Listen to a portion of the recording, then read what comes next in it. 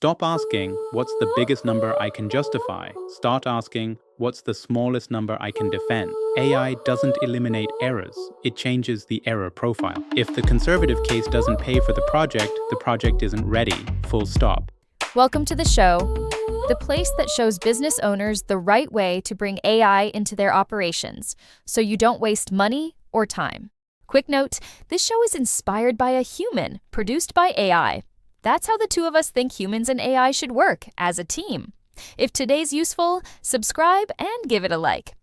And before we get into today specifically, I want to back up for a second.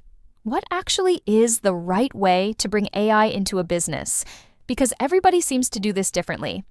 Think about renovating a house. Okay. You wouldn't just rip out a wall on a whim. First, you walk through and figure out what's actually broken. The leaky pipe, the drafty window, wherever the money's actually going. That's step one, finding where the money's leaking. You don't fix what isn't broken. Exactly. Step two, once you know what's broken, you decide what actually needs a contractor and what you can just patch yourself. Some things need an expert, and some things you shouldn't touch at all, like a load-bearing wall. So that's deciding what to automate versus what stays human. Exactly that. Okay, what's step 3? Step 3, the one almost everyone skips, is before you tear anything out, you figure out what it's actually going to cost and whether it's actually worth doing, not this'll be great, an actual number. People skip that. Constantly. They fall in love with the renovation before they've seen the invoice. And step 4?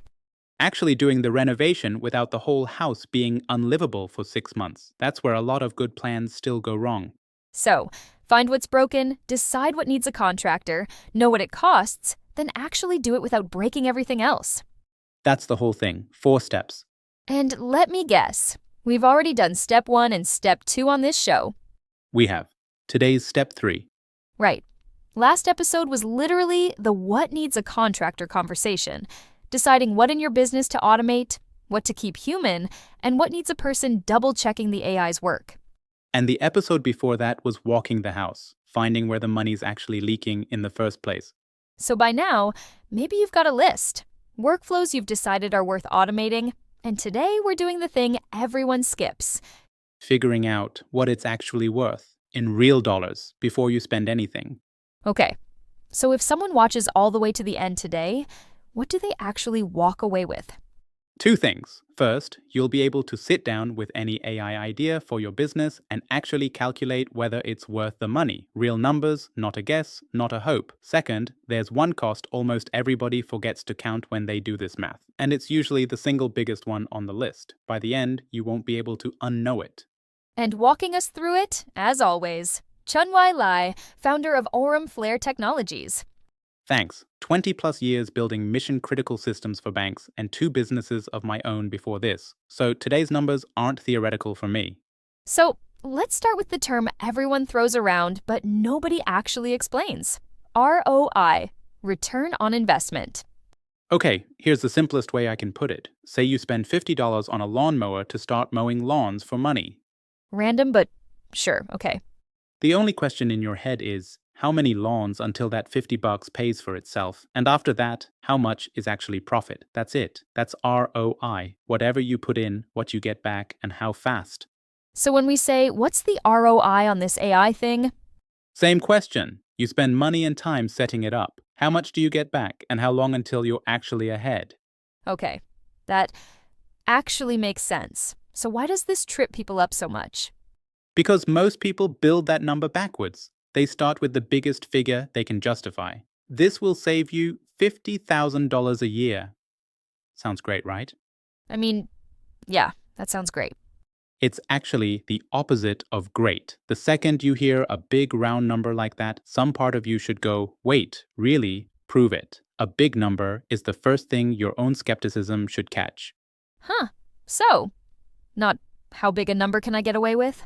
Stop asking, what's the biggest number I can justify? Start asking, what's the smallest number I can defend? Because your real question was never how much could I gain? It's am I going to get burned? You're the one who has to explain the gap later to your partner, your bank, or just yourself 6 months in.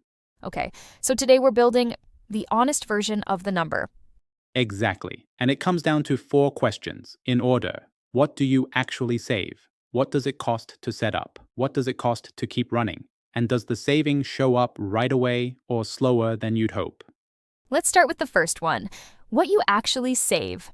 Where does that number come from? Remember the retail manager from episode 1, 6 hours a week, just reconciling inventory by hand? The part-time job nobody budgeted for. Right. We put a number on that. $35 an hour. But here's the mistake almost everyone makes trying this themselves. What's that? They use the person's paycheck rate, say $25 an hour, and that number's not fake, it's just incomplete. Incomplete how? Think about the lawn mowing thing again. If someone paid you $10 to mow their lawn, is $10 what it actually cost you? I mean, there's gas for the mower. Exactly, and the blade gets duller, and it's time you could have spent doing something else. That real full cost. For a business, it's wages plus taxes plus benefits plus a slice of the electric bill and the office chair. That's what people call loaded cost. It's just the true cost of the seat, not the number on the paycheck. So 25 isn't the real number. The real number runs about 25 to 40% higher than the paycheck number.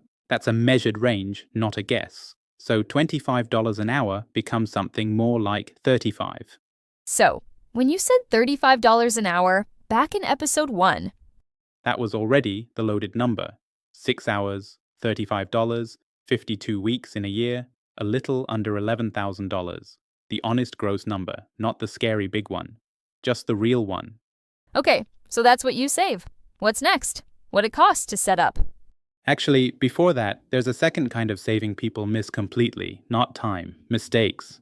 Mistakes save you money?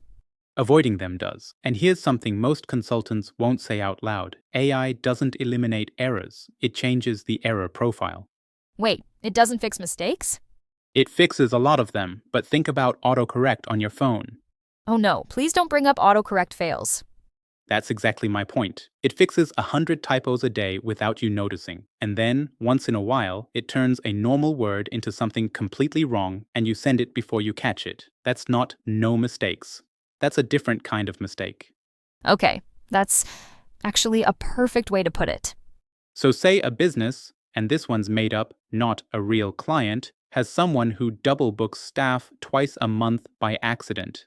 About 3 hours of cleanup each time, plus an annoyed customer. Call it $4,000 a year. And AI mostly fixes the double booking. Mostly, not completely, because now something else might slip through, the way autocorrect slips. So you never say, this saves all 4,000. You say, this probably saves 70% of it.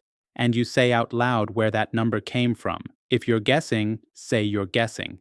That's a weirdly honest thing to admit on your own show. It's not a very good sales pitch. It is a true one. Okay, you promised us a hidden cost at the start. Is this it? This is it. Before you count what you save, you have to subtract what it actually costs to set the thing up. And the biggest one, almost every time, is cleaning up your own data. What does that even mean? Say you finally decide to organize your closet with one of those nice shelving systems. Okay. You can't just install the shelf. First, you have to go through everything crammed in there. Sort what's junk, what's real, what even matches. Nobody puts that sorting through part on the shopping list, but it's most of the actual work. That's painfully accurate. Same with a business. If your customer list has been 3 spreadsheets and somebody's memory for 6 years, someone has to clean that up before any AI can touch it. Usually the single biggest thing people forget to budget for. Then it's connecting your systems together, training your team, and this next one connects straight back to last episode. The trap.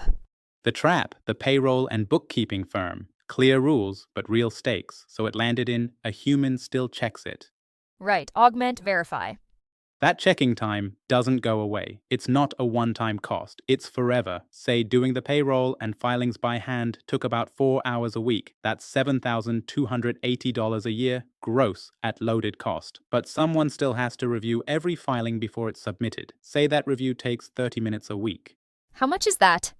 $910 a year, forever, which means the real saving isn't $7,280. It's $6,370. Exactly. Still a great project. But if you told yourself it was the bigger number and 6 months later that person's still spending half an hour a week on it, That's exactly the kind of gap that makes you stop trusting your own numbers on the next project. Okay, last piece. You said this doesn't show up right away? Think about when you first learned to drive. Oh, don't remind me.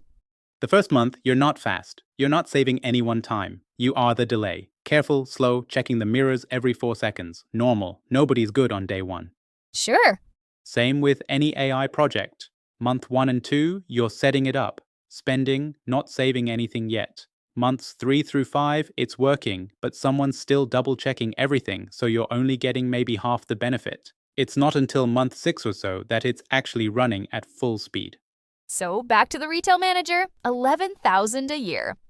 Realistically, about 70% of that shows up in year 1 once you subtract the setup cost. Call it 5,000, give or take. Year 2, once you're not a nervous new driver anymore, you get the full number. That sounds a lot less impressive than $11,000 a year.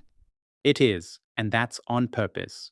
Never give yourself or anyone else a single number. Give 3. The pessimistic one, the realistic one, and the if everything goes perfectly 1. Lead with the pessimistic one. Why lead with the worst case? Because here's the rule I actually live by. If the conservative case doesn't pay for the project isn't ready, full stop. That one rule disqualifies your own bad ideas before you've spent $1 on them. So, the most boring number in the room is secretly the most important one. Every single time. Okay, bring it home. One thing to remember? Anyone can add up hours saved. The real skill is in what you're willing to subtract. The real cost of the seat, not the paycheck. A real percentage, not 0 mistakes. The cleanup nobody wants to budget for. And year 1 is the slow, careful, learning to drive year. Smallest number you can defend, not the biggest one you can justify. That's it, exactly. Chunwai, thank you. Next time we get into the build itself, how you actually put one of these automations in place without breaking anything that's currently working. Today was what it's worth. Next time is how you get there.